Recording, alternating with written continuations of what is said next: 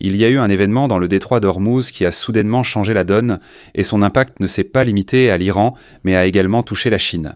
Donald Trump a annoncé que les Marines américains ont pris le contrôle d'un navire qui a tenté de franchir le blocus naval américain. Aujourd'hui, un cargo battant pavillon iranien nommé Tushka, pesant presque autant qu'un porte-avions, a tenté de franchir notre blocus naval et cela ne s'est pas bien passé pour eux.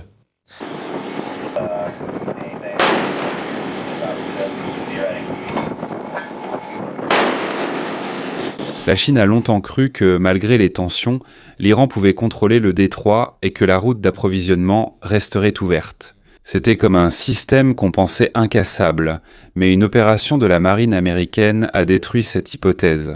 Le 19 avril, un cargo venant de Chine à destination de l'Iran a été intercepté. Et il n'a pas seulement été arrêté, tout le navire ainsi que l'équipage et le capitaine ont été saisis. Au milieu de la mer, un avertissement retentit. Navire à moteur, évacuez la salle des machines ou nous immobiliserons votre navire. Ce n'était pas un simple avertissement. C'était un ultimatum clair. Mais avant de commencer, n'oubliez pas d'aimer cette vidéo. C'est très important pour nous, les créateurs de contenu. Merci beaucoup et maintenant, commençons. Ce navire, le MV Tushka, vient de Zhuhai, dans le sud de la Chine. Il parcourt une route de plus de 6000 km jusqu'à Bandar Abbas. Selon le commandement central des États-Unis, ils ont donné des avertissements pendant 6 heures, mais le navire a refusé de s'arrêter. C'est pourquoi l'USS Spruance a pris la prochaine mesure. Ils ont tiré sur la salle des machines pour l'arrêter. Ensuite, depuis l'USS Tripoli, la 31e unité expéditionnaire des Marines est descendue à l'aide d'hélicoptères. Ils ont immédiatement pris le contrôle du navire, révélant un détail crucial. Ce n'était ni un simple pétrolier, ni un navire transportant de la nourriture. Selon The Wall Street Journal et The Washington Post, la cargaison était composée de matériaux pouvant être utilisés pour fabriquer des missiles balistiques. La Chine ne l'a pas directement admis. L'Iran non plus ne l'a pas reconnu. Mais lors d'une opération, il semble qu'une route secrète ait été révélée. Un réseau qui opère en coulisses depuis longtemps. Pour la Chine, il ne s'agit pas seulement d'un navire disparu. C'est un message clair. Peu importe la distance de la route, de la Chine jusqu'au Moyen-Orient, les États-Unis peuvent contrôler le flux. Et pour l'Iran, leurs mouvements deviennent de plus en plus limités. Car même leurs lignes d'approvisionnement sont coupées une à une. Au final, ce n'est pas qu'un raid, c'est un tournant.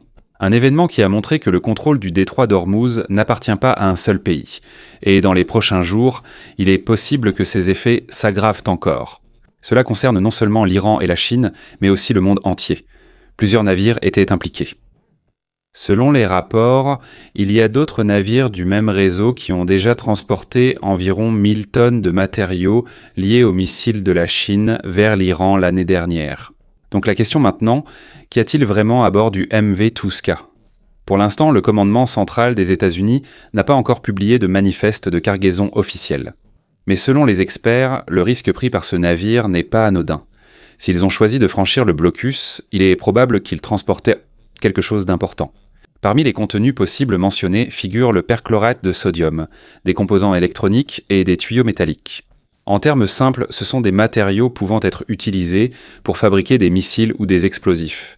Et cela semble avoir été confirmé par la déclaration de Donald Trump. Selon lui, nous avons arrêté un navire hier qui transportait certaines choses, peut-être un cadeau de la Chine. Même s'il ne l'a pas dit directement, il est clair qu'il sous-entend que le navire transportait une cargaison importante. Et si l'analyse américaine prouve que c'est vrai, cela aura un grand impact, non seulement sur l'Iran, mais aussi sur la Chine. Parce qu'en un instant, Xi Jinping se retrouve dans une position délicate, comme si cela laissait entendre qu'un accord avait été rompu ou que la confiance avait été trahie. Et la situation est devenue encore plus sensible, car cela n'a pas été dit lors d'une discussion à huis clos, mais devant les médias. C'est une pression publique. La Chine n'a pas tardé à réagir non plus. Leur ministère des Affaires étrangères a immédiatement répondu. Selon eux, ils n'ont rien à voir avec le navire. Ils ont assuré que ce n'était pas un navire sous pavillon chinois et qualifié ces accusations de spéculation. Un détail reste cependant intéressant. Selon l'agence Anadolu, la Chine a également exprimé son inquiétude concernant l'action des États-Unis. Cela signifie qu'ils ont envoyé 2 messages en même temps. Premièrement, nous ne sommes pas impliqués. Deuxièmement, nous ne sommes pas à l'aise avec ce que vous avez fait. Et c'est là que la tension s'intensifie. S'ils n'ont rien à voir avec cela, pourquoi sont-ils préoccupés ? Et s'ils sont préoccupés, quel est le lien ?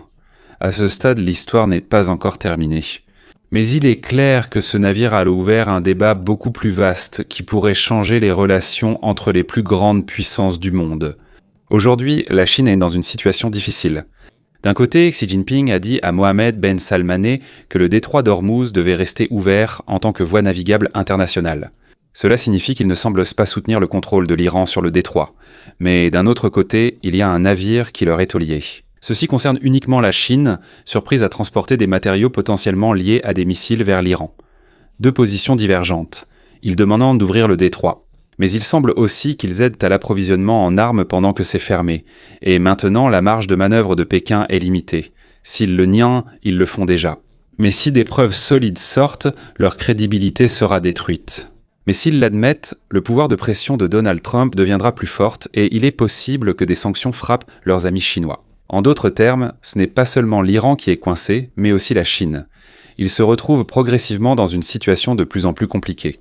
Ce que font les États-Unis en ce moment n'est pas simplement un mouvement militaire, c'est une stratégie.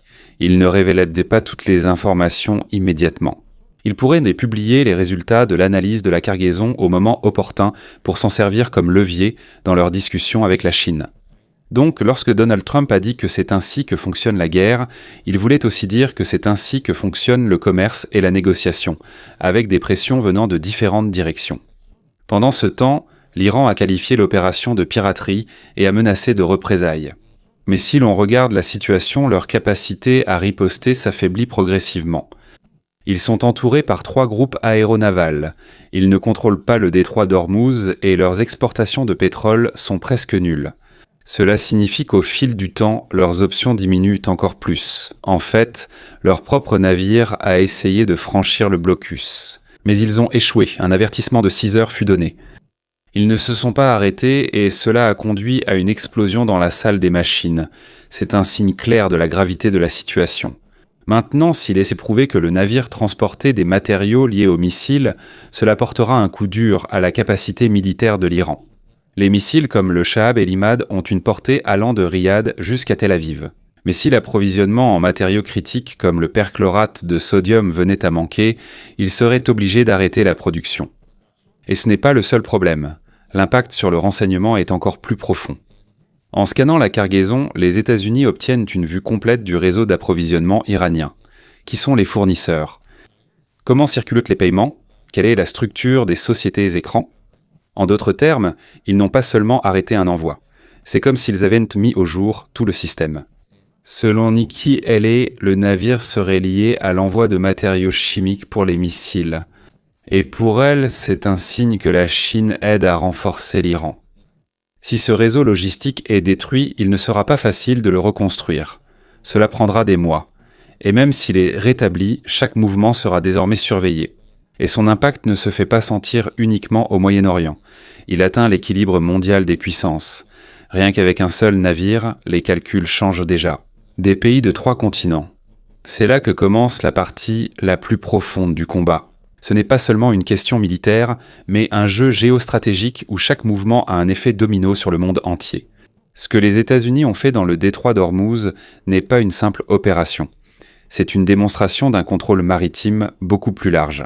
De l'Indo-Pacifique jusqu'au Moyen-Orient, on dirait que les États-Unis montrent qu'ils peuvent atteindre n'importe quelle route. Et le message adressé à la Chine est clair. S'ils peuvent arrêter un navire dans le détroit d'Ormuz, ils peuvent aussi le faire dans le détroit de Taïwan ou en mer de Chine méridionale. Ce n'est pas seulement l'Iran qui est visé, mais aussi les routes d'approvisionnement mondiales de la Chine. La ligne de Zhuhai à Bandar Abbas a prouvé qu'elle était à la portée des États-Unis. Et s'il y a un précédent, cela peut se reproduire dans d'autres points d'étranglement critiques, comme le banc de Scarborough, le détroit de Bashi et le détroit de Malacca. En d'autres termes, la marine américaine montre qu'elle peut arrêter n'importe quel navire, partout où elle le souhaite. Et cette fois-ci, la Chine n'a rien pu faire pour l'empêcher. Si l'approvisionnement en pétrole bon marché que la Chine achète à l'Iran venait à être interrompu, la sécurité énergétique de Pékin serait directement affectée. Et ce n'est pas tout.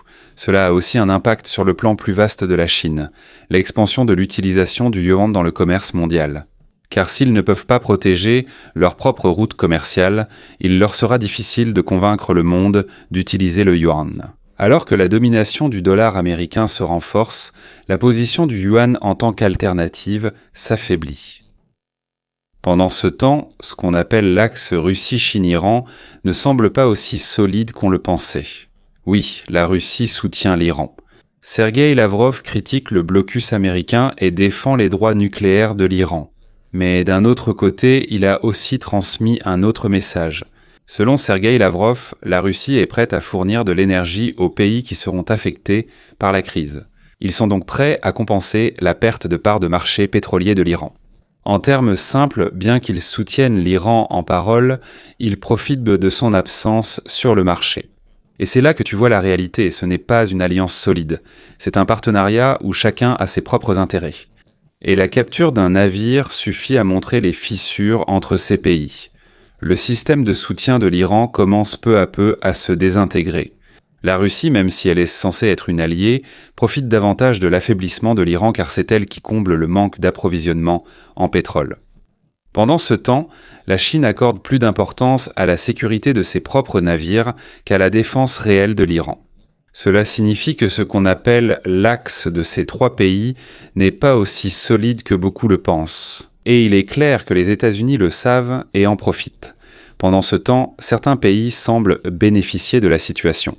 Pour l'Arabie saoudite et les Émirats arabes unis, l'affaiblissement des capacités de missiles de l'Iran représente un gain direct en matière de sécurité. Les villes comme Riyad et Abu Dhabi, qui étaient auparavant à portée des missiles Shahab et Imad, sont désormais plus en sécurité. Il en va de même pour Israël, en particulier pour Tel Aviv. À chaque affaiblissement du programme de missiles iranien, l'avantage stratégique d'Israël s'accroît. Et au-delà de cela, les États du Golfe voient que le soutien des États-Unis n'est pas seulement des paroles, mais aussi des actions concrètes. Ils interceptent les navires, saisissent les cargaisons, détruisent les chaînes d'approvisionnement. Mais cela ne veut pas dire que la lutte est terminée. Parce que même si l'Iran s'affaiblit de manière conventionnelle, il peut toujours utiliser une stratégie asymétrique. Des groupes comme le Hezbollah au Liban, des milices en Irak et les Houthis au Yémen, ils peuvent riposter de manière inattendue. Et c'est là que la situation devient dangereuse, parce que ce genre de combat ne se termine pas simplement par une victoire ou une défaite. Parallèlement, le droit international est aussi mis à l'épreuve. Les États-Unis expliquent leurs actions comme faisant partie de la liberté de navigation et de l'application des sanctions. De leur point de vue, l'arrêt et la saisie du navire sont légaux car cela relève de l'interception. Mais pour l'Iran, il s'agit clairement d'un acte de piraterie en haute mer, et ils menacent de représailles. Le problème, c'est qu'il existe des règles internationales comme la Convention des Nations Unies sur le droit de la mer qui compliquent ce genre d'action. Les États-Unis et l'Iran ont tous deux signé, mais ils ne l'ont pas complètement ratifié. Donc, la légalité reste dans une zone grise. Je m'attends à ce que la Chine s'oppose à ce type de démarche à l'ONU ou ailleurs, mais elle rencontre aussi des difficultés. Parce que s'ils s'y opposent, ils protègent l'Iran. Mais s'ils soutiennent la libre circulation en mer, ils protègent de leurs propres navires. Deux positions qui sont en contradiction. Et pendant que l'analyse de la cargaison saisie se poursuit dans les laboratoires américains, il est possible que son impact s'amplifie encore. Si une connexion avec des matériaux de missiles est prouvée, cela pourrait entraîner des sanctions plus larges. Les entreprises liées à la Chine pourraient être ciblées. Un nouveau front s'ouvre, non seulement militaire, mais aussi dans la guerre commerciale entre États-Unis et Chine. En même temps, tout le réseau d'approvisionnement de l'Iran sera encore plus exposé. Et si cela se produit, ce n'est pas seulement un envoi qui sera perdu, mais tout le système qui sera révélé. La question plus importante maintenant n'est pas seulement ce que contient le navire, mais ce qui a été révélé à cause de cela. Quels pays sont utilisés comme intermédiaires? Quelles entreprises ne sont que des façades? Quels ports sont utilisés pour les mouvements secrets? Une fois que ces questions auront trouvé réponse, ce n'est pas seulement un envoi qui sera affecté, mais tout le système d'approvisionnement. Et c'est ce qui pèse le plus lourd sur les négociations. Alors qu'il y a des discussions à Islamabad, c'est comme si les États-Unis avaient une nouvelle carte en main. Ils ont découvert un secret pendant les discussions. C'est là que la confiance commence à se briser. Et dans ce genre de situation, quand la confiance disparaît, un véritable accord devient presque impossible. Selon Donald Trump, il est désormais peu probable que le cessez-le-feu soit maintenu. J.D. Vance est en route pour Islamabad. Mais jusqu'à présent, il n'est toujours pas certain si l'Iran participera aux discussions. Et même s'il y a un accord, il y a une chose qui ne disparaîtra jamais.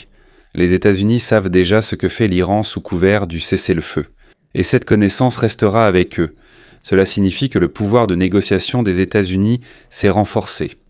Et cela ne disparaîtra pas simplement même après la fin des négociations. Maintenant, il y a une autre question importante. Si les États-Unis sont aussi puissants, pourquoi la Chine n'a-t-elle pas immédiatement riposté ? Pourquoi leur réaction semble-t-elle limitée ? Pour comprendre cela, la principale préoccupation de la Chine est l'énergie. Le détroit d'Ormuz est comme une artère vitale pour leur économie. C'est par ici que transite une grande partie de l'approvisionnement en pétrole qui fait fonctionner leur industrie. On estime qu'entre 35% et 50% du pétrole brut total de la Chine passe par ce détroit.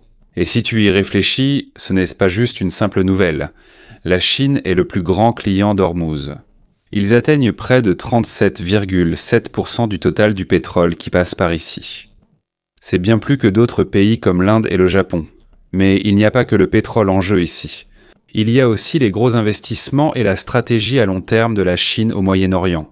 Des pays comme l'Arabie Saoudite, les Émirats Arabes Unis et le Koweït.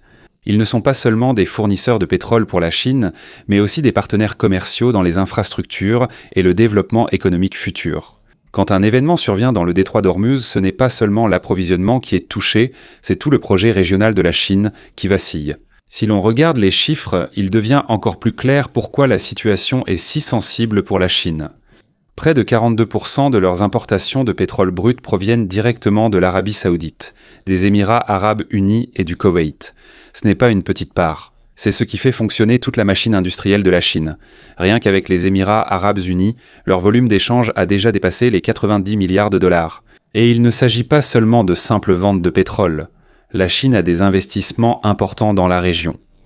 Dans les ports, les systèmes automatisés et les infrastructures télécoms. Par exemple, au port de Khalifa, une entreprise chinoise a réalisé un investissement important dans un terminal. En Arabie Saoudite, ils ont un partenariat technologique avec Neom, un projet de ville futuriste qui symbolise les plans à long terme du pays.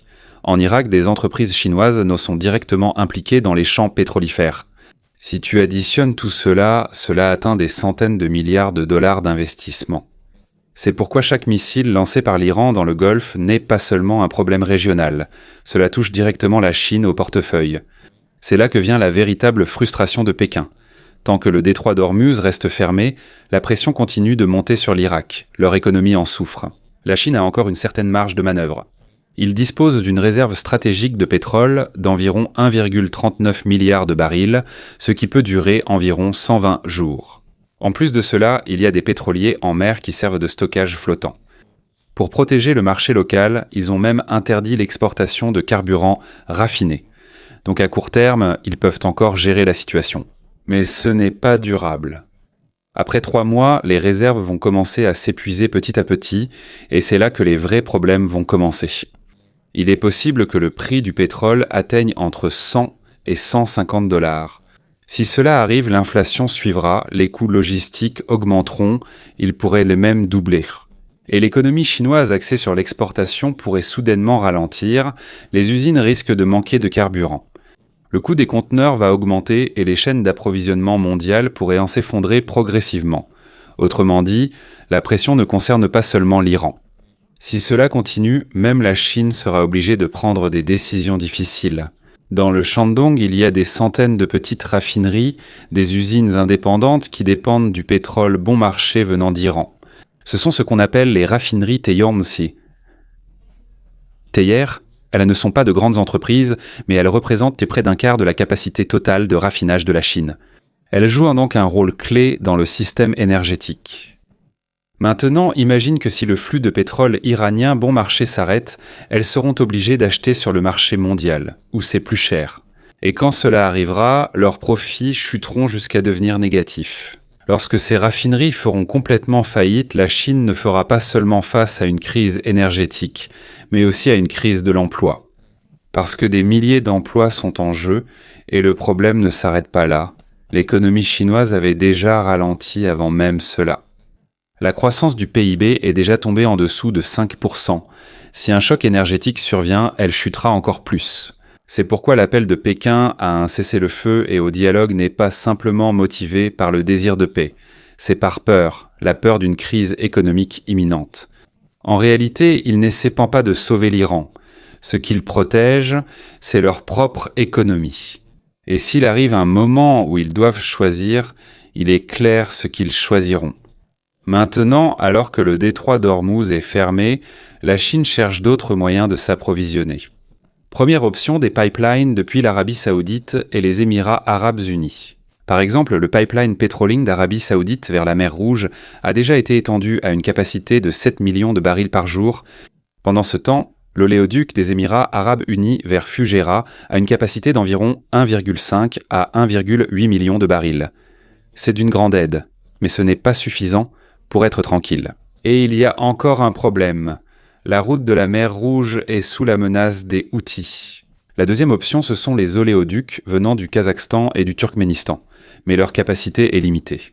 Et on ne peut pas l'augmenter immédiatement. L'expansion des infrastructures prendra des années. La troisième option, c'est d'importer du pétrole de pays lointains comme le Nigeria, l'Angola et le Brésil.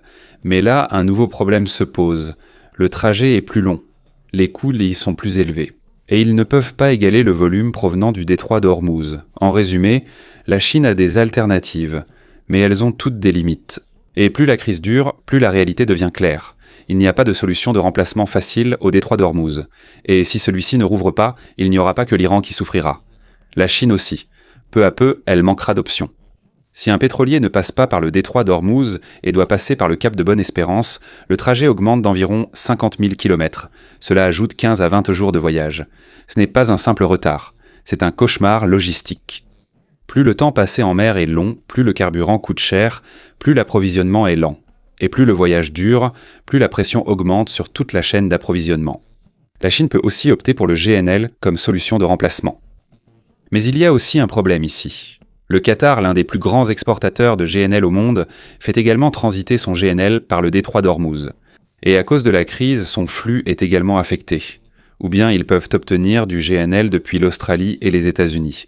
Mais c'est là que la complication entre en jeu.